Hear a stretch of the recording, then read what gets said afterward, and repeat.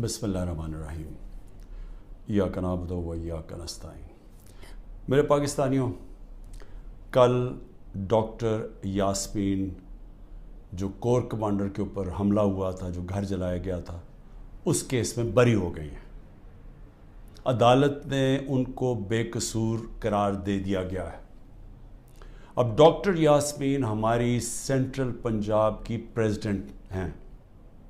Central Punjab کی president جب بری ہو جاتی ہیں تو اس کا مطلب کہ یہ پارٹی پالیسی نہیں تھی، یہ جو جلائے گئے ہیں، وہ جو گھر جلایا گیا اور جدھر بھی 3-4 جگہ اور جو جگہیں جلائی گئی ہیں، یہ پارٹی پالیسی نہیں تھی، کیونکہ ڈاکٹر یاسمین تو پریزیڈنٹ ہوتے ہوئے انہوں نے پارٹی پالیسی بتانی تھی نا کیا ہے۔ تو جب وہ بری ہو گئی اور وہ ان کی ویڈیو چل رہی ہے، یوٹیوب پہ چلے جائیں، وہ بار بار کہہ رہی ہیں کہ آپ نے اندر نہیں جانا، لاؤڈ سپیکر پہ کہہ رہی ہیں اندر نہیں جانا۔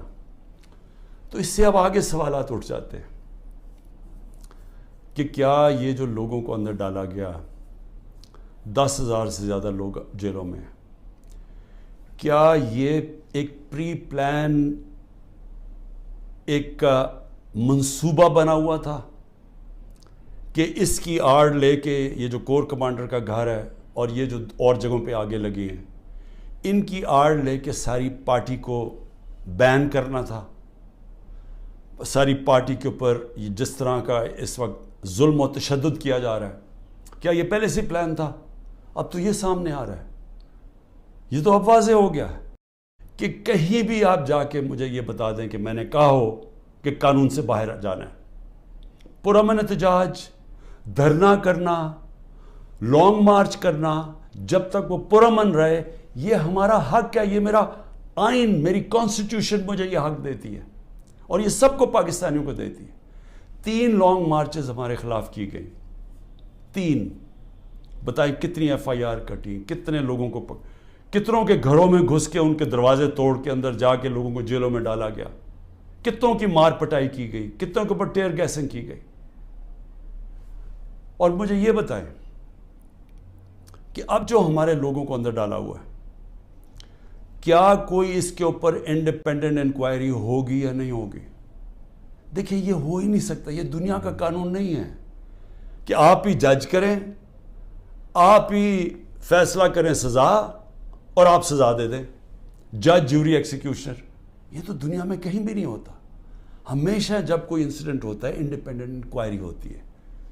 اور میں بار بار، میں جب سے جیل سے نکلا ہوں، میں نے چیف جسٹس کے سامنے مذمت کی اور میں نے تب بھی کہا کہ یہ ہماری کبھی پالیسی نہیں رہی۔ جو پارٹی الیکشن چاہ رہی ہے وہ انتشار نہیں چاہتی، کیونکہ انتشار تو وہ چاہ رہے ہیں جو الیکشن سے بھاگ رہے ہیں، اور یہ جو بھاگ رہے تھے الیکشن سے، یہ ساروں کی مل کے سازش تھی۔ پھر کیا ضرورت تھی کہ اتنا بڑا ایک کمانڈو سٹائل حملہ ہوتا ہے، شیشے توڑتے ہیں، لوگوں کو ڈنڈے مارتے ہیں، جس طرح کے وہ بیچارے وہاں کام کرنے والے جو رجسٹری آفس میں تھے ان کو ماریں پڑتی ہیں، کمپیوٹر توڑ دیتے ہیں، شیشے توڑ دیتے ہیں، اور مجھے ایک دہشت گرد کی طرح پکڑ کے لے کے جاتے ہیں، جو اس کی ساری دنیا میں وہ چلی جاتی ہیں تصویریں۔ تو اس کا بعد تو رد عمل آنا تھا۔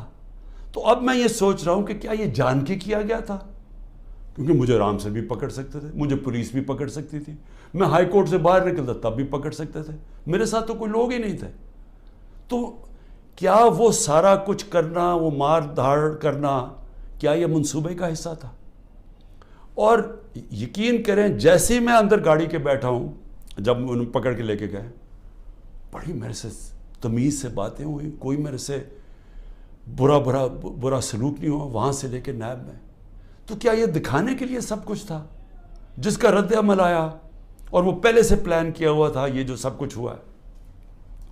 میں پھر سے کہتا ہوں کہ اگر سچ پہ پہنچنا ہے تو وہ صرف ایک طرح کہ ایک انڈیپینڈنٹ انکوائری کی جائے۔ اور یہ جو ہوا ہے ڈاکٹر یاسمین کی جو بری کیا گیا، اور وہ ہونا ہی تھا، انہوں نے بری، کیونکہ ان کی تو ویڈیو چل رہی تھی، کہتے کہ اندر نہیں جانا آپ نے، اور روک رہی تھی لوگوں کو، تو اس سے تو بری ہونا تھا۔ لیکن یہ ہماری پریزیڈنٹ تھی سینٹرل پنجاب کی، سارا سینٹرل پنجاب ان کے نیچے تھا، تو جو بھی انہوں نے بولنا تھا وہ ہماری پالیسی تھی۔ ہوں کیونکہ میرے پاس اب جو نکل کے آئے ہیں کارکن، ابھی میں باہر میرے ایک کارکن جس کو 17 دن جیل میں رکھا ہے وہ واپس آیا، سارے ایک ہی کہانی سنا رہے ہیں، اتنے زیادہ لوگ ہیں، جیل چھوٹا ہے، سب کو وہاں بند کیا ہوا ہے، یعنی وہ جیل میں گنجائش ہی نہیں ہے جو جیلوں میں جتنے زیادہ لوگوں کو انہوں نے بند کیا ہوا ہے۔ کس حالات میں وہ رہ رہے ہیں، کس طرح گندگی ہے وہاں، کھانا ان کو دیا نہیں جاتا، 2 دن کہتا ہم نے روزے رکھے ہیں، کھانا ہی نہیں تھا، اور پھر ان سے جو سلوک کیا گیا ہے، یعنی ایسے رکھا گیا، یہ پولیٹیکل ورکرز ہے، انہوں نے کوئی کرائم نہیں کی، ان کی ابھی تو کرائم ثابت ہی نہیں ہوئی، اور پھر وہ بتاتے ہیں ہم جاتے تھے ادھر عدالت میں، وہاں سے نکلتے تھے دوسرے کیس پہ اندر ڈال دیا۔ اب یہ جو آدمی نکلا ہے، یہ صرف یہ کوئی 40 لوگ رہا ہوئے ہیں، 40 میں سے 7-8 نکلے ہیں، باقیوں کو پھر جیلوں میں ڈال دیا۔ تو یہ مجھے بتائیے کون سا قانون ہے آج پاکستان میں؟ میں یہ سوال پوچھتا ہوں کہ جو بھی آج حکمرانی کر رہے ہیں، کیا ان کو اندازہ ہے کہ یہ پاکستان کو کتنا نقصان پہنچایا جا رہا ہے؟ ٹھیک ہے، تحریک انصاف کو کمزور کیا جا رہا ہے، توڑا جا رہا ہے، لوگوں کو دھمکیاں دے کے چھڑوائی جا رہی ہے پارٹی، گھروں میں گھس جاتے ہیں، اگر وہ نہیں ملتے تو ان کے جاننے والے یعنی خاندان کے لوگوں کو پکڑ کے لے جاتے ہیں، اگر وہاں کوئی گھر میں کوئی نہیں ہے تو ان کے پھر جو رشتہ دار کہیں رہ رہے ہیں، بہنیں رہ رہی ہیں، ان کے اوپر پیچھے پڑ جاتے ہیں، ان کو اٹھا کے لے جاتے ہیں، پھر بزنسز تباہ کر رہے ہیں، جو حماد اظہر کی فیکٹری بند کر دی ہے، اور بھی میں سب کا بتاؤں کہ جن کے ہمارے جن کے کاروبار تھے، کاروبار بند کر دیے، عاطف خان کا کاروبار 100 سے زیادہ لوگ وہاں کام کرتے تھے، وہ بند کر دیا، وہ ایکسپورٹ کرتے تھے چیزیں، وہ رہ گئی بیچ میں۔ تو یہ جو کیا جا رہا ہے، میں پھر سے یہ سوال پوچھتا ہوں کہ ہم جا کدھر رہے ہیں؟ یعنی اس سے اچیو کیا ہوگا؟ تحریک انصاف کمزور ہو گئی، تحریک انصاف اتنی کمزور ہوگی کہ وہ الیکشن لڑنے کے قابل نہیں ہوگی، ملٹری کورٹس سیٹ اپ کیے ہیں ایک ہی وجہ سے کہ میرے کوئی بھی کیس کے اندر مجھے سزا نہیں ہو سکتی، سارے میں نے وکیلوں کے ساتھ سارے بوگس کیسز ہیں، تو آخر میں ملٹری کورٹ میں سزا دیں گے، یہ کھولے اس لیے کہ عمران خان کو سزا دی، چلیں جی میں جیل میں چلا گیا، اب آگے چلیں گے، اس کے بعد کیا ہوگا؟ اس کے بعد پوچھنے کی بات یہ کہ کیا پاکستان جو تیزی سے اس دلدل میں پھنستا جا رہا ہے اس میں نکل جائے گا؟ کیا ہماری معیشت جو اس وقت کبھی اتنے برے حالات میں نہیں تھے جو آج ہے، کیا یہ جو مہنگائی پاکستان کی تاریخ میں سب سے زیادہ 12.4% تھی جب ہم اقتدار میں تھے 1 سال پہلے، آج وہ 38% پہ پہنچ گئی ہے؟ یعنی لوگوں کو تنخواہ دار طبقے کے لیے اب وہ عذاب آ گیا ہے اور آتا جائے گا، بجلی کے بل نہیں دیے جائیں گے ان سے۔ 2 سال ایوریج اوسط جو ہماری اکانومی بڑھ رہی تھی وہ 6% تھی، 6% کا مطلب یہ ہے کہ پاکستان کی تاریخ میں یہ وہ 2 سال تھے جدھر سب سے زیادہ معیشت اوپر جا رہی تھی۔ اور میں یاد کرا دوں جو پچھلی دوروں میں جب ایسے گئی ہے تو امریکی ڈالر آ رہے تھے، ایوب خان کے دور میں سیٹو اور سینٹو کا پیکٹ تھا، ہم ان کے ساتھ ملے ہوئے تھے، ہمیں ڈالر آ رہے تھے، ضیاء الحق کے دور میں ہم افغان جہاد کا حصہ بنے تھے، تب بھی ڈالر آ رہے تھے، جنرل مشرف کے دور میں 1-2 سال جو ترقی ہوئی تھی وہ ہم وار آن ٹیرر میں ان کے ساتھ ملے ہوئے تھے، تب بھی ڈالر آ رہے تھے۔ یہ باہر سے ڈالرز آنے کے بغیر ملک میں 6% اوسط ہماری جو اکنامک گروتھ ہوئی، اور یہ ایک شعبے میں نہیں ہوئی۔ زرعی جو ہم نے چینجز کیے، جو انسینٹیوز دیے، 4.5%، 17 سال کے بعد ہماری زرعی گروتھ ہوئی۔ ہماری جو لارج سکیل مینوفیکچرنگ تھی، جو اصل نوکریاں ہیں، وہ 17 سال کے بعد وہ اتنی تیزی سے بڑھ رہی تھی 10.4% پہ۔ تو جو انڈسٹری بھی بڑھ رہی تھی، ہماری زراعت بھی، جو پروڈکشن سینٹر سے بڑھ رہے تھے، پہلی دفعہ زور لگایا تھا ہم نے آئی ٹی کے اوپر، ٹیکنالوجی کے اوپر، جو 75% اس کی ایکسپورٹس بڑھ گئی تھیں، اور آگے انہوں نے اور آگے جا رہا تھا۔ بیرون ملک سے اوورسیز پاکستانی پیسہ بھیج رہے تھے، روشن ڈیجیٹل اکاؤنٹ میں $5 ارب آ چکا تھا، اور 1.5 سال کے اندر، اور تیزی سے بڑھ رہا تھا، یعنی بیرون ملک پاکستانیوں کا پیسہ آنا شروع ہو گیا تھا.